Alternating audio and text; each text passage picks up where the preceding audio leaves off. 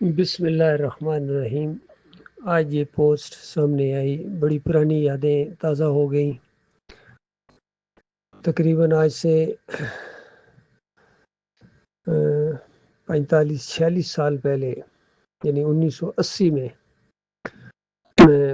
فوج میں شامل ہوا۔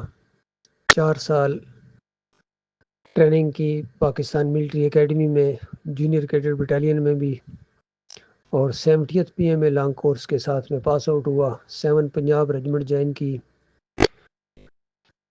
بیسک کورسز میں نے کیے انفینٹری اسکول کوئٹہ سے، اور پھر اللہ کی دعوت، خالص توحید کی دعوت، ایمان کی دعوت، قرآن کی دعوت مجھ تک پہنچی۔ ڈاکٹر مسعود الدین عثمانی رحمۃ اللہ علیہ کی کیسٹ اور ان کا کچھ لٹریچر میں نے پڑھا۔ سارے مسائل حل ہو گئے۔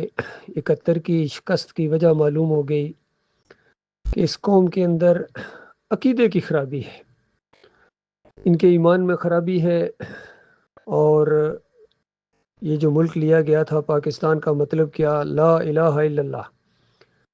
کہ پاکستان ہم اس لیے لے رہے ہیں کہ یہاں لا الہ الا اللہ ہوگا، ہم ہندوؤں کے ساتھ نہیں رہ سکتے ہیں، وہ مورتی کے پجاری ہیں، گائے کی پوجا کرتے ہیں، ہم مسلمان ہیں، ہم ایک علیحدہ ملک چاہتے ہیں۔ لیکن اب پتہ چلا کہ وہ ساری مورتیاں لے کے آئے تھے، لیکن انہوں نے شکل بدلی ہو گئی تھی، ان کے نام بدلی ہو گئے تھے۔ مزار، گنبد، عرس، میلے، سب کچھ اسی طرح جس طرح ہندو کرتے تھے۔ وہ اگر اپنے مہاراج کے سامنے کھڑا ہوتا ہے تو یہ اپنے بابا کے سامنے کھڑا ہوتا ہے، وہ وہاں پرشاد بانٹتا ہے تو یہ یہاں نیاز بانٹتا ہے، وہ وہاں پھیرے لگاتا ہے تو یہ یہاں طواف کرتا ہے، وہ بھجن گاتا ہے، یہ قوالی اور نعت پڑھتا ہے۔ کوئی چیز انہوں نے نہیں چھوڑی ہے جو شرک کی ہو اور انہوں نے نہ اپنائی ہوئی ہو اور اس کو قائم نہ رکھا ہوا ہے۔ اسلام کا قلعہ بنانے کے بجائے گویا شرک کا گودام بنا دیا انہوں نے، اور زیادہ آزادی گویا مل گئی۔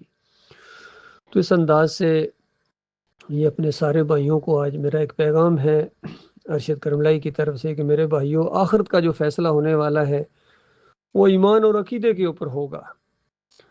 اگر عقیدہ ٹھیک ہو گیا بندے کا، اللہ کے علاوہ کسی اور کو نہیں پکارتا ہے، یا علی مدد کے نعرے نہیں لگاتا ہے، یا رسول مدد کے نعرے نہیں لگاتا ہے، گھوڑے کا پجاری نہیں ہے، تعویذ گنڈا نہیں پہنتا ہے، امام زامن نہیں باندھتا ہے، کسی مسلک کے اندر نہیں ہے، نہ بریلوی ہے، نہ دیوبندی ہے، نہ اہل حدیث ہے، نہ سلفی ہے، اور خالص وہ مسلم ہے، عقیدہ اس کا ٹھیک ہے، تو کیا مبارک یہ عقیدہ ہے۔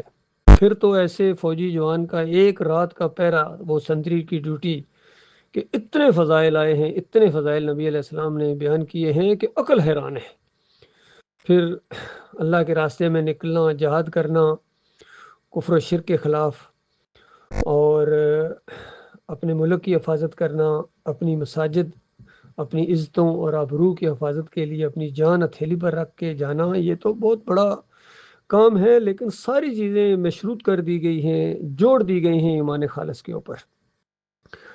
اور ایسی ہی فوج جو ہوتی ہے اس کو پاک فوج کہتے ہیں۔ گویا اللہ کی یہ فوج کہا گیا ہے، اللہ کی پارٹی کہا گیا ہے، جس کے عقیدے میں شرک نہ ہو، وہ پاک ہوتے ہیں۔ اسی لیے کلمہ طیبہ کہا جاتا ہے کہ پاک کلمہ، پاک کرنے والا گویا کلمہ، کہ جب کلمہ پڑھتے ہو کہ لا الہ الا اللہ محمد رسول اللہ، اللہ کے علاوہ کوئی معبود نہیں، تو سوچ سمجھ کے پڑھو کہ اللہ کے علاوہ کوئی پکارنے کے لائق ہی نہیں ہے، پھر یا علی مدد کہاں سے آ گیا؟ اللہ کے علاوہ کوئی نظر و نیاز کے لائق ہی نہیں ہے، تو پھر یہ 11ویں اور میلادیں اور یہ 10 محرم کے شربت یہ کہاں سے آ گئے؟ چڑھاوے، پنڈارے، 11ویاں، ان کا تو رد ہو گیا۔ اسی طرح جب واسطے وسیلے کے لائق ہی کوئی نہیں ہے، براہ راست اللہ کو پکارنا ہے، اللہ سنتا ہے، دل کے وسوسے جانتا ہے، شارک سے زیادہ قریب ہے، خود کہتا ہے مجھے پکارو میں تمہاری پکاروں کو سننے والا ہوں۔ اور پھر ہر صلات کے اندر ایاک نعبد و ایاک نستعین کہنے والا کہ اللہ میں صرف تیری عبادت کرتا ہوں، کرتا رہوں گا، صرف تجھ سے مدد مانگتا ہوں، مانگتا رہوں گا، کہنے کے بعد پھر وہ کیا گن شکر جا کر سجدہ کر سکتا ہے؟ پھر وہ بر امام جا کے چڑھاوے چڑھائے گا، پھر عرس اور میلے کرے گا، پھر وہ گمبد کے سامنے روئے گا، گڑ گڑائے گا، پھر وہ پیر صاحب کی پنڈلیاں دبائے گا؟ بتاؤ، تعویذ پہنے گا، وہ امام زامن پہنے گا؟ اچھا، اگر یہ سب کچھ کرنا ہے تو پھر تم سے زیادہ پلید کوئی نہیں ہے. نجس، انما المشرکون نجس کہا گیا، یہ شرک کرنے والے یہ نجس ہیں. اور کہیں کہا گیا ان الشرک لظلم عظیم، شرک کرنے والے بہت بڑے ظلم ہیں، ظالم ہیں، اپنی جان کے اوپر ظلم کرنے، ہمیشہ کی آگ کے لیے گویا اپنے آپ کو اور اپنے اہل و عیال کو جہنم کی آگ کے لیے تیار کر رہے ہیں. تو یہ ساری باتیں ہیں جب یہ سامنے آئیں، میں نے بڑی خوشی کے ساتھ اپنی 7 پنجاب ریجمنٹ میں یہ آفیسر سے بات کی، کچھ جوانوں سے اور کچھ جو صوبیدار ٹائپ لوگ ہوتے ہیں، نان کمیشن آفیسرز. تو بجائے اس کے کہ اس کا کچھ ساتھ دیتے، اس کا ریئیکشن کیا گیا. اندازہ لگائیے، یہ بات ان کو پسند ہی نہیں آئی. گویا قرآن کی دعوت، ایمان کی دعوت، نبی علیہ السلام کا طریقہ، صحابہ کرام کا طریقہ ان کو اچھا ہی نہیں لگتا ہے. اور باقاعدہ ایک بلکہ کھیس بنا کے گویا فوج سے فرق کر دیا گیا. پھر اپنے علاقے میں تحصیل گجر خان چکری وکیلہ میں دعوت اللہ دی، یہاں بھی اپنے رشتہ دار تک قریبی بہت کم لوگوں نے اس دعوت کا ساتھ دیا. اکثریت مخالف بن گئی، پرچے کٹے، اڈیالہ جیلوں میں بھیجا، سب کچھ ہوا.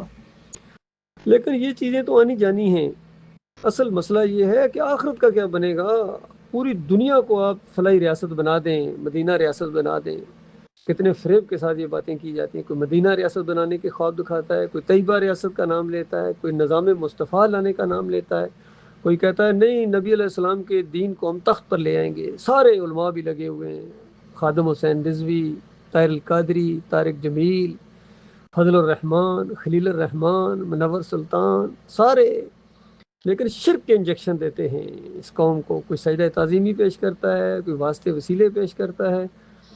اور علی انجینئر جیسے لوگ تو کہتے ہیں کہ اتنا شرک کرنے والے یہ لیڈر ہیں، یہ ان کو اپنا امام بناؤ، ان کے پیچھے نمازیں پڑھ دو. کلمہ جو پڑھتے ہیں تو گویا کلمہ نہ ہوا، شرک کا لائسنس ہو گیا. تو اس انداز سے اللہ کے بندو، اپنے ملک کی حفاظت کرنے والوں، نظریاتی سرحدوں کی بھی حفاظت کرو. میں اللہ کا لاکھ لاکھ شکر ادا کرتا ہوں، مجھے نظریاتی سرحدوں کی حفاظت کا موقع اللہ تعالیٰ نے دیا. چھانٹ کے مالک نے نکالا ہے کہ پہلے ان کو مومن بناؤ، پہلے ان کے ایمان کی خبر لو، پھر یہ جانے دیں جا کے. اگر ایمان کے بغیر جانے دیں گے، پوری دنیا ان کو شہید کہے، پوری دنیا کے پھول ان کی قبروں کے اوپر نچھاور کر دیے جائیں، یہ جنت کی خوشبو تک نہیں پا سکیں گے. اس لیے میرے پیارے بھائیوں، ایمان خالص کو پہچانو، تب یہ سارے مسئلے تمہارے حل ہوں گے. افراتفری ملک کے اندر، بیرونی، پوری دنیا میں جو یہ عدم مچا ہوا ہے، یہ خالص اللہ کی نافرمانی اور کلمے کے ساتھ غداری کی وجہ سے. اللہ تعالیٰ غور و فکر کرنے کی توفیق عطا فرمائے سب بھائیوں کو. میرا دل دھڑکتا ہے آپ کے ساتھ، کیونکہ شرک کو چھوڑے بغیر تمہاری جان جہنم کی آگ سے نہیں بچنے والی ہے. چاہے جنرل ہو، چاہے کرنل ہو، چاہے فیلڈ مارشل ہو، چاہے وزیر اعظم ہو. لیکن افسوس یہ ہوتا ہے کہ اتنے بڑے بڑے رینک، اتنے بڑے بڑے موقع بھی ملے ہیں، لیکن شرک کے خلاف کوئی آواز اٹھانے کے لیے تیار نہیں ہے. کہ باٹی والا نہیں ہونا چاہیے، یہاں اس مزار کو گراؤ، بر امام کے مزار کو گراؤ، سیون والے کو گراؤ، چشتی وہاں محی الدین چشتی کے مزار کو بھی گرایا جائے گا، بغداد والے کو بھی، سب نجف جتنے جہاں پوری زمین کے اوپر جتنے گنبد ہیں ان کو گرایا جائے گا. یہ اسلام کی تعلیم ہے، بنیاد ہے. کوئی ایک بھی نہیں چھوڑا جائے گا. یاد رکھیے، یہ طاقت آپ کو اللہ نے اس لیے نہیں دی ہے کہ اپنے لوہے منوائیں اور اپنے میڈلز لگائیں اور اپنے سارا معاملہ کریں. اصل میڈلز وہ ہیں جو اللہ کے ہاں جا کر ملنے والے ہیں ایمان خالص کے ساتھ. یہ کام کرنے کا تھا میرے پیارے بھائیوں.